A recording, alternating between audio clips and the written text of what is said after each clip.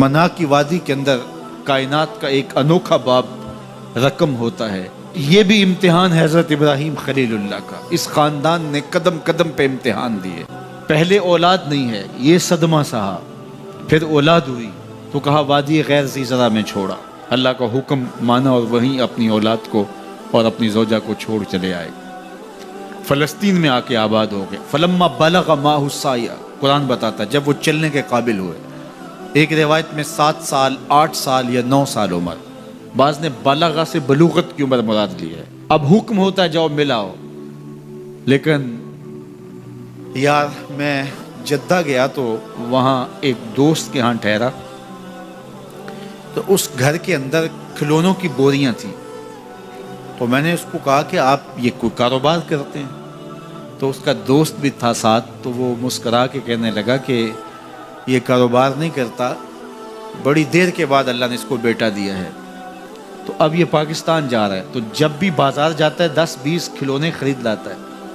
تو یہ کتنی بوریاں کھلونوں کی بھر گئی ہیں، تو یہ بک کروائے گا، ایسے تو نہیں اتنے جا سکتے. تو یار اتنے عرصے کے بعد بیٹا ہوا اور باپ ملنے جا رہا ہے، تو اس نے کھلونے جمع کیے. لیکن یہ کیسا باپ ہے جس کو حکم ہوتا ہے اتنے طویل عرصے کے بعد بیٹے کو ملنے جا رہے ہو، ایک چھری لے لو، ایک رسی لے لو. یار ان کے نام باقی ہیں تو یوں ہی باقی نہیں ہیں. امتحان کتنے بڑے تھے. کہا جاؤ، لیکن ہاتھ میں رسی لے جاؤ، ہاتھ میں چھری لے جاؤ. حضرت خلیل اللہ پہنچتے ہیں، اپنی زوجہ سے ملے اور کہا بیٹے کو تیار کر دو، دوست کی دعوت پہ جانا ہے. مانگ سجا دی جاتی ہے، بیٹے کو نئے کپڑے پہنا دیے جاتے ہیں. اللہ اکبر. بیٹے کو لے کر نکلے. یار بیٹا ان فوان شباب میں ہو، چڑھتی جوانی ہو، تو باپ دیکھ کر کے کتنا خوش ہوتا ہے. اور پھر اس کا بیٹا بھی اکلوتا ہو، اور بیٹا بھی بڑھاپے کا سہارا ہو، عصائے پیری ہو، رب سے مانگ مانگ کے لیا ہو. اور پھر بیٹا بھی وہ جس کی پیشانی میں محمد کا نور چمک رہا ہے. ایسا بیٹا تو چہرے کی بلائیں لینے کو جی چاہتا ہے. لیکن حضرت خلیل اللہ اللہ کے حکم پہ اس بیٹے کو ذبح کرنے کے لیے ہاتھ میں چھری اور رسی دبائے منا کی وادی کی طرف بڑھ رہے ہیں. شیطان نے سمجھا کہ اس سے نازک مرحلہ اس خاندان پہ نہیں آ سکتا. حضرت حاجرہ کے پاس پہنچا. پتہ ہے شہزادے کدھر گئے ہیں؟ کہا ان کے باپ لے گئے ہیں دوست سے ملاقات کروانے کے لیے. کہا نہیں، وہ ان کو ذبح کرنا چاہتے ہیں. کہا سوچ کے بات کر.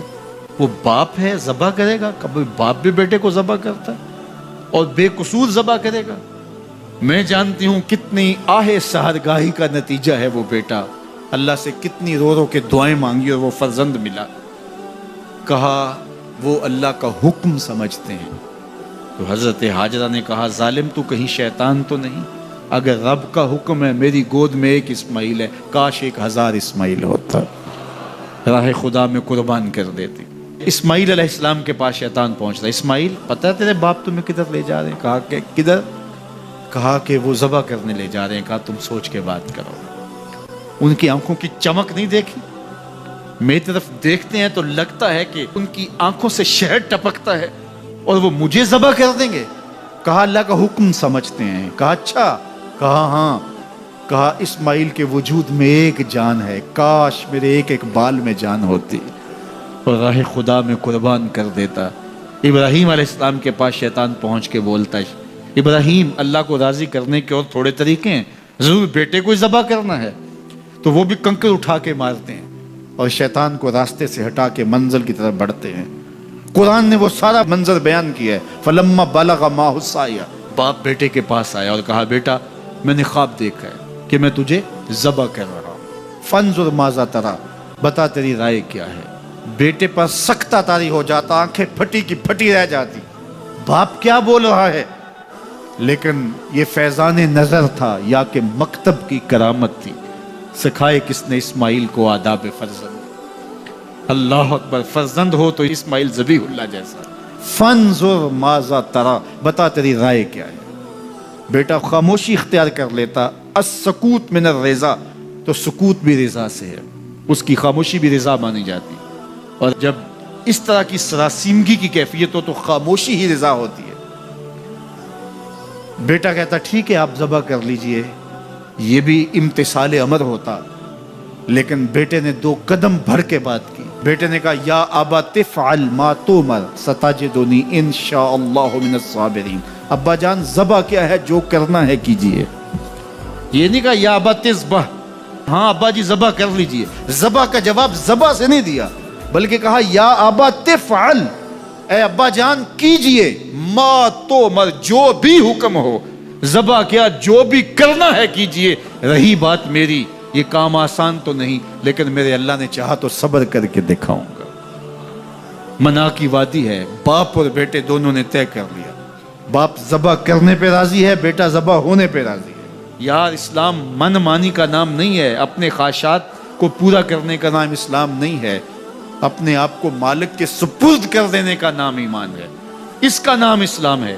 یہاں دیکھیے فلما اسلما، جب دونوں نے طے کر لیا، دونوں راضی ہو گئے، باپ ذبح کرنے پہ راضی ہو گیا، بیٹا ذبح ہونے پہ راضی ہو گیا۔ وَتَلَّهُ لِلْجَبِينِ، اور باپ نے بیٹے کو پیشانی کے بل لٹایا۔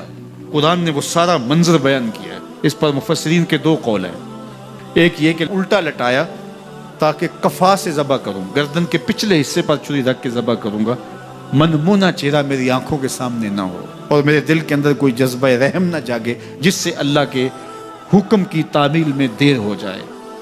اور دوسرا معنی یہ کیا کہ آپ جانور قربانی کے لیے ذبح کرتے ہیں تو اس کی گردن کو بل دے کے اس کی پیشانی کو زمین پہ لگا دیتے ہیں تاکہ یہ رگیں تن جائیں اور ذبح کرنے میں آسانی ہو۔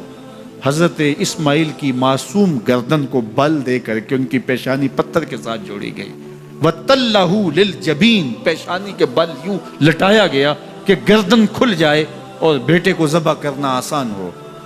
آنکھوں پہ پٹی باندھ لی کہ یہ منظر تو دیکھا نہیں جا سکے گا، اللہ کے حکم کی تعمیل بھی بہر صورت کرنی ہے۔ سعادت مند بیٹا بولتا ابا جان مجھے رسیوں سے جکڑ لیجئے، کہیں ایسا نہ ہو کہ میں تڑپوں اور اللہ کا حکم پورا کرنے میں آپ کو دیر ہو جائے۔ باپ بیٹے کو رسیوں سے جکڑ لیتا ہے، ہاتھ میں چھری پکڑی ہے، ذبح کرنے لگتے ہیں تو بیٹا بولتا ہے ابا جان رسیاں کھول دیجئے۔ کیوں؟ آپ کا منصوبہ، آپ کا پروگرام تبدیل ہو گیا۔ کہا نہیں، تو پھر کیوں رسیاں کھولوں؟ کہا کہیں ایسا نہ ہو کہ کل کا مورخ لکھے کہ باپ ذبح کرنا چاہتا تھا، بیٹا ہونا نہیں چاہتا تھا، باپ نے باندھ کے کیا۔ کھول دیجئے، نہیں تڑپوں گا۔ رسیاں کھل جاتی ہیں، بیٹا پیشانی کے بل لٹایا ہوا ہے، ہاتھ میں چھری پکڑی ہے، منا کی وادی ہے، کارکنان قضاء و قدر کی چیخیں نکل رہی ہیں، حوریں تھرا رہی ہیں، زمانہ کانپ رہا ہے، منا کی وادیوں پر تھر تھراہٹ ہے، مالک قیامت آنے والی ہے۔ فرشتے بھی پوچھ رہے ہیں کہ مالک کیا ہونے والا ہے؟ کہا تم کہتے تھے انسان کو پیدا کر رہا ہے، سجدے تو ہم کریں گے، ذرا میرے بندے کی ادا تو دیکھو، ذرا میرے بندے کا انداز محبت تو دیکھو، میری فرما برداری، انقیاد امر اور اطاعت اور امتثال امر کی مثال تو دیکھو، ذرا دیکھو میرا بندہ میرے حکم کی تعمیل کیسے کر رہا ہے۔ اللہ اکبر، کائنات آنکھیں جھپک رہی ہے، سورج منہ چھپا رہا ہے کہ یہ منظر دیکھا نہیں جا رہا، اور منا کی وادی تھر تھر کانپ رہی ہے کہ ایک بوڑھا باپ ہاتھ میں چھری پکڑے اپنے نو نہال فرزند کو ذبح کرنا چاہ رہا ہے۔ عجیب منظر ہے کائنات کے اندر۔ حضرت ابراہیم آگے بڑھے، بیٹے کی گردن پہ چھری رکھی اور پوری قوت کے ساتھ چھری کو جنبش دی۔ اللہ اکبر، لیکن ایک بال بھی نہیں کٹا۔ پاس پڑے پتھر پر چھری کو مارا، لما تقطع یا سکین، چھری کاٹتی کیوں نہیں؟ چھری نے آواز دیا الخلیل یامرنی والجلیل ینہانی، خلیل مجھے کاٹنے کا کہتا ہے، رب جلیل کہتا ہے خبردار ایک بال بھی کاٹا۔ کہا چھری تیرا کام تو کاٹنا ہوتا ہے۔ کہا حضرت آگ کا کام بھی تو جلانا تھا، جس نے آگ کو جلانے سے روکا تھا آج اس نے مجھے کاٹنے سے روک دیا۔ اس کا یہ مفہوم بھی نکالا جا سکتا تھا کہ میں نے تو چھری چلا دی، اب چھری نے کچھ نہیں کیا تو میرا کیا قصور؟ اللہ اکبر، دوبارہ چھری تیز کی اور حلق پر چھری کی نوک رکھی اور اپنا سارا وزن ڈال دیا۔ گردن کٹ گئی، خون بہنے لگا، اور دل میں تھا کہ اتنا بڑا کام جو میں نے کر لیا، لیکن جب پٹی کھولی تو دیکھا منظر بدلا ہوا ہے۔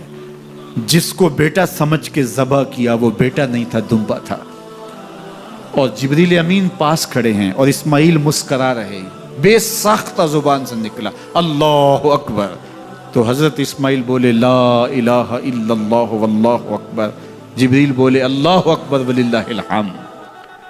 अब यकीन था कि ये सारा एहतमाम उधर से, जिब्रील का आना और दुम्बा पड़ा है और ज़बा पड़ा है और जिब्रील अमीन मौजूद हैं, तो ये यही लेकर आए होंगे और बेटा मुस्करा रहा है।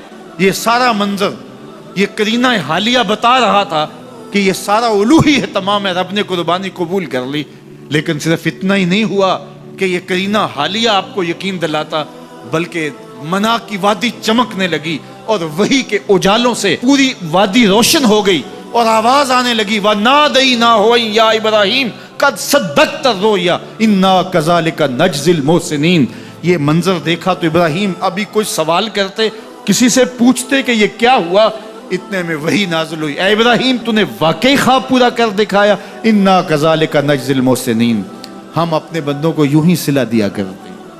तेरे बेटे को ज़बा नहीं करवाना था तेरे हाथों से, हमने तेरा इम्तिहान लेना था। बस इब्राहिम तेरा इम्तिहान पूरा हो गया, हमने तेरी सुन्नत को अब कयामत तक के लिए बाकी रखा, कयामत तक के लिए बाकी रखा। और फिर खुद मेरा रब कहता है सलामुन अला इब्राहिम, इब्राहिम तेरे ऊपर सलाम हो।